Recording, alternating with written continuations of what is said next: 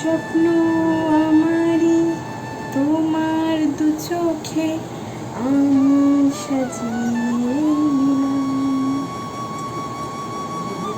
মনে মনে আমার আর আমি কে তোমার হাতে দিলাম।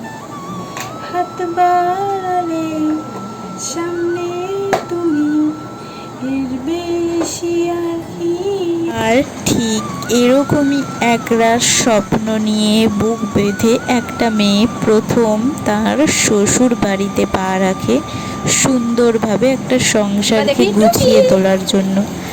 আর তখনই তাকে বিভিন্নভাবে বিভিন্ন মানুষজন, তারপর থেকে শুরু হয় তাকে প্রতি মুহূর্তে। সকাল বন্ধুরা, আজ হলো মে আর এখন বাজে 9:10। সেই থেকেই প্রতিনিয়ত তোমার উপর শুরু হবে অন্যায়। কমপ্লিট।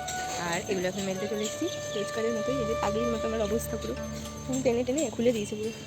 যাই হোক, চলো ভিডিওটা শুরু করছি। আর লেগেছে প্রচুর পরিমাণে ঠান্ডা। চলো, ডালগুলো লাগানো হয়েছিল মানে টাইম ফুলের, তবুও প্রত্যেকটা ডালে ফুল চলে এসছে। আজকে অনেক কাচাকুচি করেছি, দেখতে পাচ্ছ পুরো ছাদ জুড়ে সমস্ত কিছু, বিছানার চাদর, বাবুর কয়েকটা কাঁথা, সব কিছু মেলে দিয়েছি। আর এই যে চলে এসেছি রান্না করতে, করবো পাঁচ তরকারি। আর তাতে দেব অল্প পরিমাণে ভাজা মশলার গুঁড়ো। পাঁচ তরকারিতে ভাজা মশলাটা খুব ভালো যায়। আর করবো কলমির শাক। ব্যাস, আমার রান্না এটুকুই। বাকি ডিম সিদ্ধ দিয়ে দেবো, এই দিয়ে মোটামুটি আমাদের খাওয়া যাবে। আর কি পরিমাণে গরম দেখো, তো গরম। ভালোই লাগছে না কিছু। সমস্ত কাজ বাজ করে এখন বাজে একটা, বাজেনি 5 মিনিট বাকি। তো এখন এসেছি, স্নান টান কমপ্লিট, রান্না সব কিছু কমপ্লিট। এখন স্নান টান করা। তো দুপুরবেলা আমি যাতে ঘুমোতে না পারি সেই জন্য আমার বিছানায় এসে লেটকে শুয়ে থাকতো। এমন অভদ্র মহিলা হয়তো তোমরা পৃথিবীতে আর দুটো দেখোনি। কি বাজে, কি নিচু মেন্টালিটি হলে মানুষ এরকম করতে পারে। তারপর আমি কোনো ড্রেস পোশাক পরবো তাতে সমস্যা, কেন শাড়ি পরিনি সেটাও প্রবলেম। আসলে কি বলবো, মানে এদের মেয়েরাও তো একদিন পরের বাড়ি যাবে না, তখন যদি তাদের গিয়ে এরকম প্রবলেম ফেস করতে হয় তখন কীরকমটা লাগবে সেই মুহূর্তে তাদেরকে বোঝাতে হবে। তো আমি অনেক রকম সমস্যার সম্মুখীন হয়েছি, তবুও আমি আমার মা বাবাকে কোনো কিচ্ছু বলিনি, মুখ বুঝেই থাকতাম, শুধু ভগবানের আশাই ছেড়ে দিয়েছিলাম।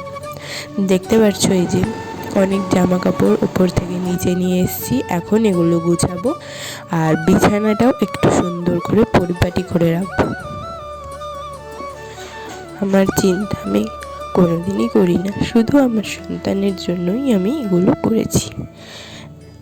এমনকি যখন আমার পেটে আমার ছোট্ট পুচকুটা ছিল তখনও আমার সাথে অনেক অন্যায় করতো, আমাকে দিয়ে প্রচুর খাটিয়ে নিত, কাজ করিয়ে নিত। এমনকি আমি সেগুলো হাসি মুখে করতাম। বন্ধুরা, কোনো কারণ না, কারণ আমি আমার প্রেগনেন্সিতে বাপের বাড়ি আসতে পারিনি। বিকেলে নেমে গেল এরকম ঝড় বৃষ্টি। সবাই ভালো থেকো। আজ মনটাও বেশ একটা ভালো না, আমার শরীরটা যেহেতু দিচ্ছে না, শরীর আর মন তো একই অংশ। তো যাই হোক, চলো ভিডিওটা এখানেই শেষ করছি। তোমরা সবাই খুব খুব ভালো থেকো, সুস্থ থেকো, নিজের যত্ন নিও।